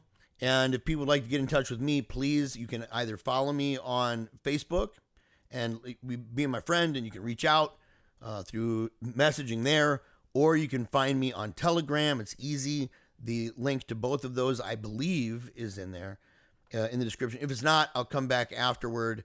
If you go to the Telegram channel, if you go to that, the Wolfpack chat, I can post it there so people can connect with me when they want. And I hope I put this one in there. The prayer chain, the Wolfpack prayer chain, because it is amazing.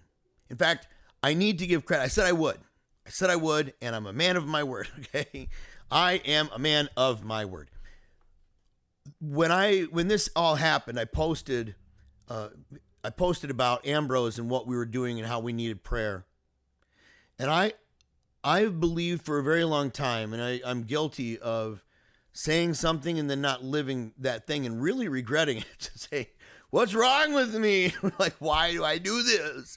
But the prayer chain, there have been powerful things that have happened through the prayers of those prayer warriors in that prayer chain. Many. And it started early, even with the timing and the great wondrous haste of a birth that had been going for a long time. In fact, it was the first Wolfpack kid, the first one. And it started that way. There were numerous examples of that sort of a thing, and even more profound, like the unexplainable. And saying, yeah, we're leaving that with God, man. We're leaving that with the Lord. And so if you want to be involved in a group that literally prays every single day, if you want to be with that group that does that and that will commit all the time, and there are certain people every day that they put on there praying for the wolf pack, right? And I posted on Paleocrat Diaries because it's a prayer for all of the people in it, and even people beyond the prayer chain, people who are involved in the book club, which is coming back. And I know what book we're doing. I think I settled on it, and it was, I think, The Ball and the Cross, and it's by G.K. Chesterton. I think that I have to go back and look at it. It's a remarkable book, and it was written shortly before his conversion, so it's kind of an interesting thing. I was going to do For Men. It's a very profound book. I think that anybody would enjoy it. I think even though it's for men, I think women would enjoy it. They would find it hilarious and deep, and it's profound. It's written by Belloc. It's very good. So you got Chesterton in there, you got Belloc in there. And so there's numerous books I want to go through, but the first one is The Ball and the Cross. Again, hoping I'm saying it right. The Ball and the Cross. So the book club, and all that stuff's linked, right? All that stuff's linked in the Wolfpack chat. And then, of course, Paleocrat Diaries, that's the ship, that's the show. That's the media house that's creating the material that is shortly to come out. It's been awesome. Working with actual businesses, going and talking to them and saying, you're a store, will you put my stuff in there? Yes, I would. I would love that, sir. Okay, me too. Let's make some money together, yeah. So I've been doing that, and it's great because it's reached this place where I can begin to do different projects. For example, you may have noticed my face has gotten awfully fat. You may have noticed this, right? It's like I got this big fat neck. Got this double chin starting to show. Not awesome at all. And it's not awesome because I walk around the house and my son, Aurelius, he reaches up when he wants me to hold him, and he literally like grabs at my fat. And sometimes he goes, Papa, you're fat. Like, yeah, dude, you're not getting any cookies, man. I'm eating those cookies. He's like, I know, because you're fat. Right? And so we're getting Fat Shame to Fitness back. I already have, it's a 12-week program. I've already put it together. And so it's, people are going to have every week a 4-page handout. It's going to be cool. It follows a different course altogether. It follows mine. And last time it was remarkable. You can go back. You'll have access if you would like to be part of that program, where you'll pray more than ever. You'll read the Bible more than ever. You will feel great. Disclaimer, right? You have to do it. And of course, if you got some kind of a condition, you may, of course, want to talk to your doctor. It's not a cure for this. But it is a way of saying that you're eating as God designed you to eat, and allowing it. The phrase that I've heard before is from growl to growl. You allow yourself to digest that food. And in the meantime, you start learning, why do I want to eat? What am I lonely for? What is it that I'm trying to satisfy? And no matter what it is, it's only satisfied in God. That's it. And so we treat that when we go to the fridge and we're not really hungry, but we're just wandering, we treat that as in fact, a requirement to say, when that happens, it is the Lord ding dong, and saying, you need to pray now. That's just a little bit of my encouragement. Or go grab the scripture. Start just reading the Word of God. Read the Word of God. Read the Holy Scripture. And pray like crazy. And be with others who are doing the same thing. And you can see the videos that I did in season 1. And it was awesome. I lost an enormous amount of weight. It was really good. You could see it visibly. And it's going to happen again. Because I'm leading it again. And it's going to rock. And you don't need anything. You just don't eat. You don't need any weights or any yoga mat. Nothing. Zero. You don't need any kind of cookbook. You don't need a meal plan. None of it. Your meal plan is, I'm just going to eat when I'm actually hungry. And if I'm not hungry, I'm not going to eat. And when I do eat, I'm going to eat intentionally. Meaning that we are aware of the fact that God designed us in such a manner that it's about 13 to 16 minutes, something like that, for your stomach to connect with the brain and say, yo, bro, chill out. That's why when you go to an all-you-can-eat, and let's say you've blasted through 2 or 3 plates, right? And you go back up for the 4th one, and you're like, oh man, you pass by all the food that just a moment ago you really loved, because it's just not feeling the same. And that's because your body is kind of cueing it in and saying, yo, dude, yeah, you're stretching the stomach pretty hard, right? You're already really pushing the man. You're not going to do good. And so if you want to be part of that, be part of that. All of these things are opening back up. They are all lights back on. Boom. And it is going to be a marvelous experience. So I encourage everybody to do it. Check out the links below. All right. Last thing I did, Brian says, last thing I did before my disability was help load the casket in the Cadillac. Dude, it's amazing you brought that up. You are, yes. Yes. I think you were the one, if I remember right, I think you were the one that told me, because it started raining when we went outside. In fact, it was like enormous thunder. Blam! And it was raining, like pouring. And you said, even God is crying. Right? The tears from heaven, man. Right? The angels in heaven. There's sadness there. Of course, there's rejoicing indeed, right? Because they're joyful. But for the church militant down here, the expression of solidarity and encouragement. I was encouraged by that, by the way. It reminded me of the band One Eye Cry. I thought that was really great. Says, yeah, you said it was a unique, beautiful, and equally devastating time in life. It's spectacularly unfortunate. Spectacularly. Bethany says, hello, friend. Oh, I know. Yeah, I know who you are.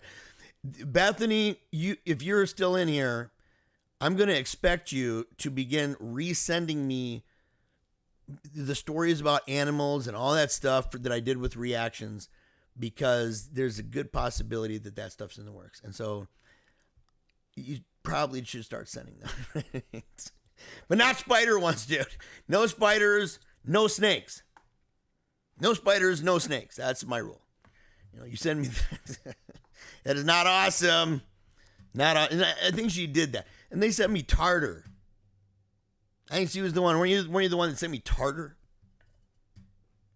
It wasn't Farley, Chris Farley's sister, who tuned into the show every single day. In fact, was she in this? No, she was in it last night the fail stream. She commented saying, that it's coming back. It'd be great that she could listen to it again. And she told me the first time we met her, she was in the comments section back during COVID tide,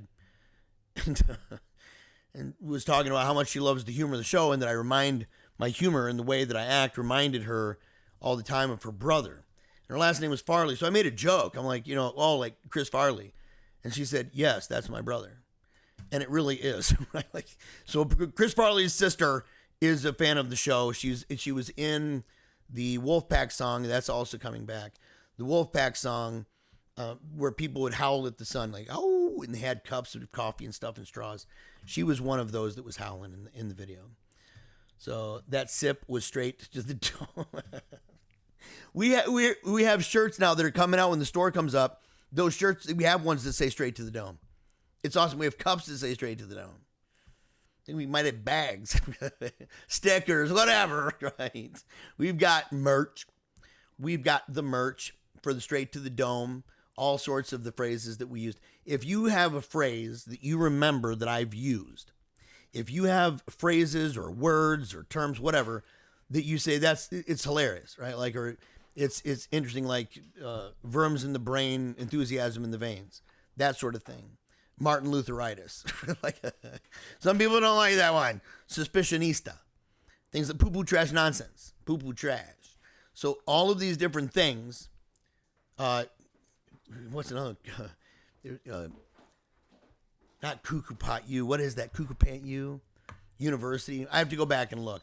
So we all different ones, even prophetic mime stuff. Talking about prophetic mimes and the dangers of that. It's maybe even more dangerous than snake handling, because at least we know where we stand with the snake handlers. Don't get near me, bro. The mimes on the other end, you're like, oh, maybe that's an innocent thing, and then you watch them and their interpretive miming prophetically, in fact. And you're like, no, stop, please. Ambrose behaved as Christ did on the cross. Thank you, dude, for saying that. Totally true. Special K is your favorite series. talking about K-hole, yes. So it was true back in the day. It was never my favorite. It was actually one of those like keep at arm's reach drugs back in the day in the rave movement for me. I was the ecstasy dude, LSD guy, mushroom guy, and I'd done ketamine. I typically would do it every time, but it was really reserved because I saw ladies, and it was mainly ladies, that would surround these really ratty, wicked guys. And they called, and I'm only using the term because that's what they said, they called them K-whores. Because they would do anything. They surrounded him. They were always in some K-hole, just blown out of their mind. And he'd go up to him and just keep feeding them. And if they ever did anything that he didn't like, he'd cut it off. And there was one girl who tried to commit suicide because of it. I helped stop her, by the way. Let's see. Are we getting that old? A good fight, Tony L. Not the Jeremiah Bannister I remember. Yeah. You know, dude, I don't think, it's weird because I don't feel old. I was talking to my doctor about that. I said, look, I know that everybody's saying I'm older, that I got, gray hairs coming up, but dude, I don't feel old. I don't feel, I'm almost 50. I'm 48 years old. If you say, how do you feel? I'm like, dude, I don't think I feel different than I did when I was 35. The way I move around, the way that I think, the enormous strength that I have, and agility. Yeah, speed and agility, strength, endurance, all that. Doing good. I'm fat, but I'm still like Chris Farley, not quite not like that, but being able to do remarkable things, right? Like the worm and stuff. You're doing that. So, yeah. Thomas says, "Oh yeah, dude, it's good to see you there." For men, it's the best. It is true. It is the best. However, I need to make it, at least the first one, when we bring it back, I need to make it so that there will be men and women both there. And so I'm really trying to balance it out. You know, like if it's a movie thing, I wouldn't start off with, you know, Notebook. In fact, I would never play the Notebook. Oh, yeah. I wouldn't start off with that, you know, because you would get a bunch of chicks, but you ain't getting a bunch of guys. And if we do get a bunch of guys, I think we know what that's about, right? It's a singles group, I guess. Right here. Hi, Uncle Jeremiah. We miss you. Okay, so it's Brian, but not Brian. Rachel says, we need to do another Wolfpack video chat sooner rather than later. Rachel, it's happening. I was supposed to do it tonight. I was going to go over there, and I said, well, I'll just do a 2-hour video here. It's ridiculous. I should break this thing down into little parts. It'd be a lot of good, a lot of fun. Let's see. Yeah, hopefully we can see you soon. Love, Annabelle. I hope that we can see you soon. I absolutely love you. I adore you. Ever since you were super tiny, I've committed myself to be a guardian of your galaxy, girl. I'm going to be that forever. You're an amazing young lady. It's been really an honor to see as you've grown, and your parents are, for clarity, Brian and Sheree, I talked about them earlier, to see how your parents have raised you in the Lord. And how as you've developed your skill set and the talent you have, the gifts you have, it has truly been a blessing to witness that. So keep doing a good job, okay? Rachel, there's dozens of us at the Wolfpack, honestly. Dozens. There are dozens. But here's the thing, though. I was gone. It's a whole nother story. I was gone. And I'm suffering for it, in fact. Suffering in many ways for it. But I think I'm kind of a comeback kid. I've done it. I don't know why, but I've done it before, and I come back and bada boom, bada bing, there we go. Off to the races. People saying, is this guy okay? What's wrong with this guy? Let's see here. Tell Ambrose to check out Sarah M. Eden. She wrote Seeking Persephone, which is on Angel Studios and Peacock. The books are amazing, and along with Jane Austen line, right? Love Cherie. Oh, yep, that's the Spitfire. I love you, Cherie. Haley, right? Hallelujah. And I'm back. What did I miss? You missed so much. I went through all of the really important stuff. You just, how long have you been here? I don't know. You, not much. Oh, and Bethany says, okay, cream of tartar. So you were here. On my porch is true. I all of a sudden have cream of tartar. Or tartar, whatever they call it. Do they say tartar for that? On the porch. I think I used it eventually. I think we used it for something. I said, it's not bad. Right? Wasn't it supposed to be in coffee? Or were you guys lying about that? Bethany said, Barb and I, okay. Yes, Chris's big sister. She's a very neat lady. You talk to her almost every day. You are a fortunate woman. I love Barbara Farley. I love it when she shares stories. Like you might have a movie or a show or something where a person talking about it, that she'll share it and then kind of clarify some things. And she almost always, when she does that, she almost always sends me pictures that are never seen before, kind of things from the family album. It's so, seeing pictures like that of Chris Farley and getting them from his sister, who really admires and follows your show with sincerity, who absolutely loves the show, loves the family, supports me, as a host and the ambition and the vision and the mission that we have here. And to know that she grew up with Chris Farley, it's just awesome, man. And she is totally awesome, an amazing lady. Okay. Yeah, poop sandwich. Did I say poop sandwich? Did I ever say that? Did I say double-decker poop sandwich? I forget. It's gross. I don't know if I want to do that, although we'd have to have bread. Nelson, I just don't know if they would go for that. They might be like, I don't think so, Jeremiah. And you're like, oh, man. Yeah, Nelson Fine Arts and Gifts. You should go there, nelsongifts.com, and you will know right away that there is no way in the world that they're going to let me have something there It says poop sandwich, right? Double decker poop sandwich. You said I say it all the time. Oh, the monocle man. That's another one. Yes, we have. In fact, we've got monocle men shirts, and I want to be able to get an actual monocle. I don't know. I don't know if Nelson can do it, but that's a fine art and gift, right? That's a classical thing. Yeah. So yeah, the monocle man.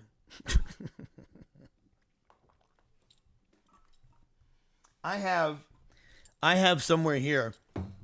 Where is that?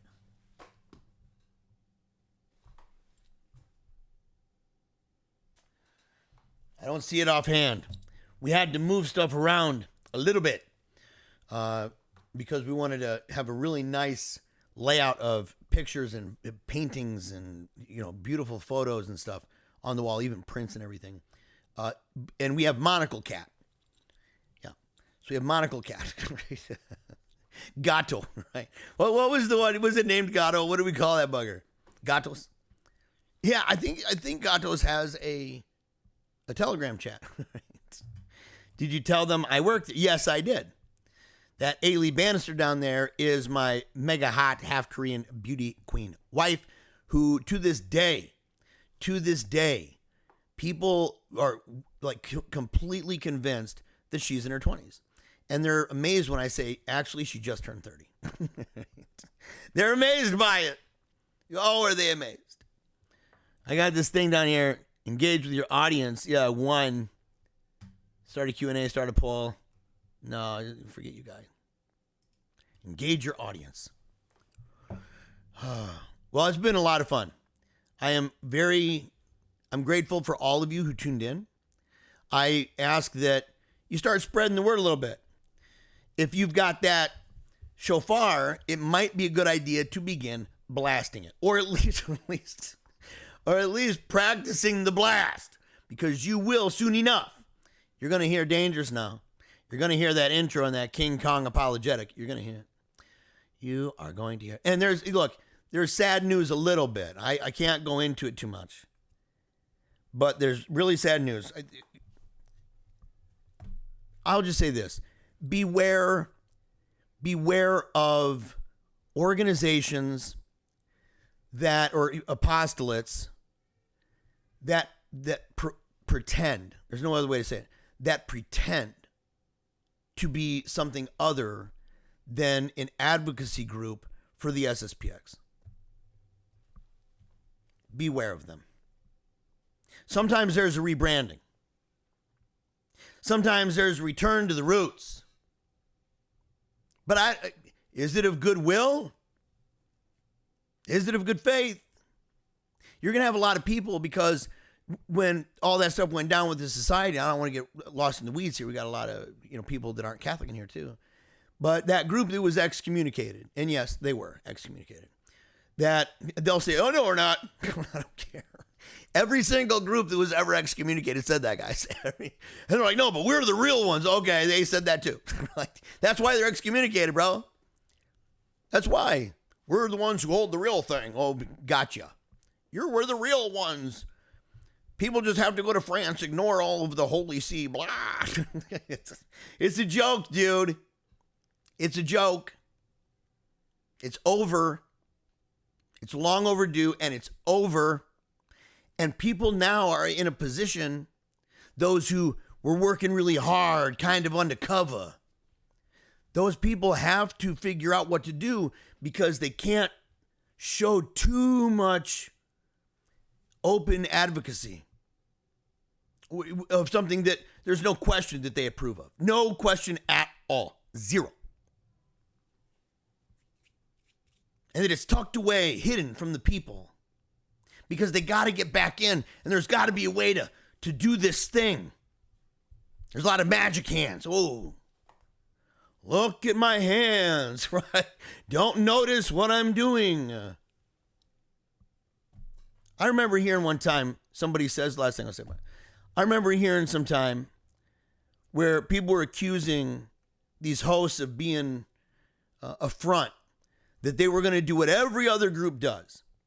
And that group, what they do is they say everybody does this. All these Catholic pundits, they come in and they act like normal Catholics and they act like they're not SSPX, and then somehow magically all of a sudden they have an epiphany, and all of a sudden they're like, well, maybe they're not as crazy. Maybe they're like, I don't know, a little moderate.